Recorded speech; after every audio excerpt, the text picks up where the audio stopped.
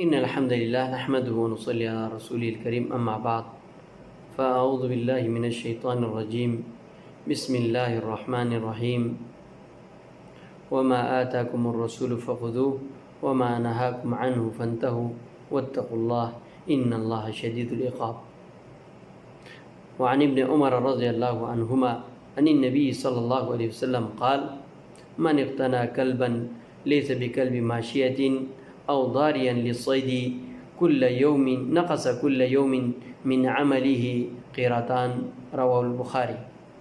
سامعین محترم، ہمارا معاشرہ اسلامی معاشرہ پاکیزگی، ستھرائی اور نظافت کا درس دیتا ہے، پاک صاف رہنے کا اور پاکیزہ چیز کو کھانے کا اور پاکیزہ چیز کو استعمال کرنے کا درس دیتا ہے۔ آج کل کے معاشرے میں ہم دیکھتے ہیں کہ بہت سے مسلم کتا پالتے ہیں، گاڑیوں میں بھی گھماتے ہیں، اپنے گھر کے اندر بھی، روم میں، حتیٰ کہ وہ سونے کے بیڈ پہ بھی کتا ہی رکھتے ہیں۔ ہمارا اسلامی معاشرہ اس بات کی اجازت نہیں دیتا۔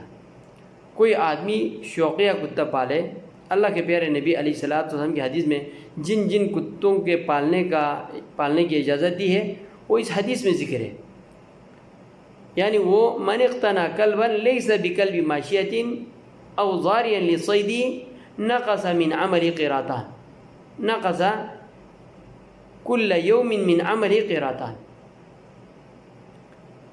کلب ماشیہ یعنی ایک آدمی اپنی بیر بکریوں کی حفاظت کے لیے کتا رکھتا ہے، اور دوسرا جو شکاری کتے ہیں، ان کے علاوہ کوئی بھی کتا پالے، یعنی جو بلا ضرورت، کوئی ضرورت نہ ہو، شوقیہ کتا پالے، تو اس کے اعمال نامے سے 2 قرات روزانہ اس میں کم کیا جاتا ہے۔ اور اس کتے کے ذاتی حیثیت،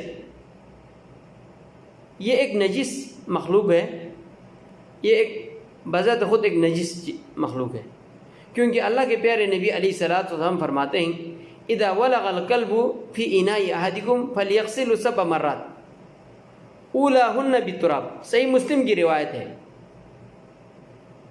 کوئی بھی کتا تمہاری برتن میں منہ ڈالے، ادھر سے پی لے یا چاٹ لے، تو اس کو 7 مرتبہ، بعض روایتوں میں فرمایا 8 مرتبہ اس کو دھو لو، پانی سے دھو لو، اور ان میں سے ایک مٹی کے ساتھ اس کو رگڑ کر اس کو دھونا ہے، تو اس کی نجاست اس حدیث سے ہمیں واضح ہو جاتی ہے۔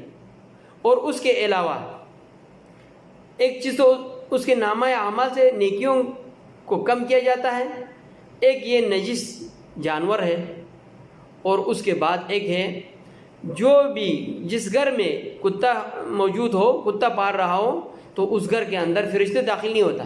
اللہ کے پیارے نبی علیہ الصلوۃ والسلام فرماتے ہیں صحیح بخاری کی روایت میں لا تدخل الملائکۃ بیتا فیہ کلب ولا سورہ، فرشتے اس گھر میں داخل نہیں ہوتے جس گھر کے اندر کتا ہو یا سورہ ہو۔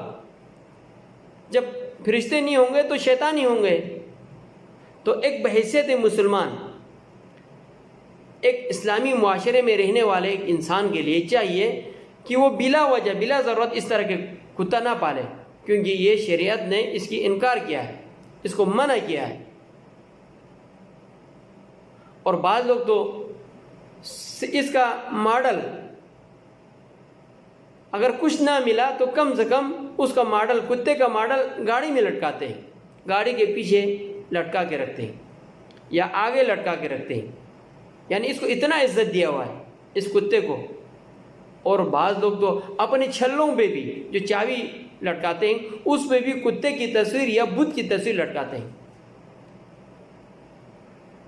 یہ سارے مغربی روایتیں ہیں، یہ کفار کی عادات ہے، یہ روایت ہے، کیونکہ ان کے معاشرتی زندگی تباہ ہے۔ ان کی معاشرتی زندگی، جب بچے پیدا ہوتے ہیں، جب یہ جوان ہوتا ہے، 14-15 سال ہوتا ہے، 16 سال ہوتا ہے، تو یہ گھر کو چھوڑ دیتے ہیں۔ پیسے کی ضرورت ہو ابو سے جبری پیسہ لیتا ہے اور گھومتے رہتے ہیں۔ لڑکا ہو تو کوئی لڑکی لے کر گھومتے ہیں۔ اگر لڑکی ہو تو کوئی لڑکا لے کر گھومتے ہیں.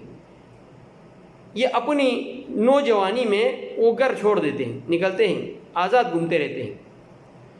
جب والدین بوڑھا ہو جاتے ہیں تو والدین کو نکال دیتے ہیں. والدین کو نکال کے اولڈ ہوم میں, اس طرح کے شٹر ہوم میں داخل کراتے ہیں, ان کی خدمت نہیں کرتا. اور یہی لوگ, یہ مغرب زدہ لوگ یہ کتا پالتے ہیں. ان کے پاس کوئی معاشرتی زندگی نہیں ہے, مضبوط معاشرتی زندگی نہیں ہے, تو وہ کتا لے کر گھومتے رہتے ہیں. تو کیا ہم مسلمان بحیثیت مسلمان کیا ان کی نقل اتارنا کیا اسلامی نقطہ نظر سے درست ہے؟ من تشبہ بقوم فہو منہ, جو جس قوم کی مشابہت کرے گا, نقالی کرے گا, نقل اتارے گا, وہ انہی میں سے ہے. تو ہمیں چاہیے ایک بحیثیت مسلمان کو کہ اللہ کے پیارے نبی علیہ الصلوۃ والسلام کی جو رہنمائی ہے, جو بات ہے, اس پر عمل کرنا ضروری ہے.